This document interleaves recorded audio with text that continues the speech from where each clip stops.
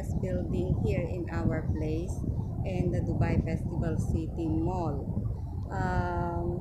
On my first video, I showed you the other side of our building. So this is the other side of of our building. So we are just staying in this area. So hindi ko na po ipinakita sa inyo yung mga iba pang area dahil may mga construction kasi newly developed po ito. So until here, I hope you enjoy your watching my video and don't forget to subscribe.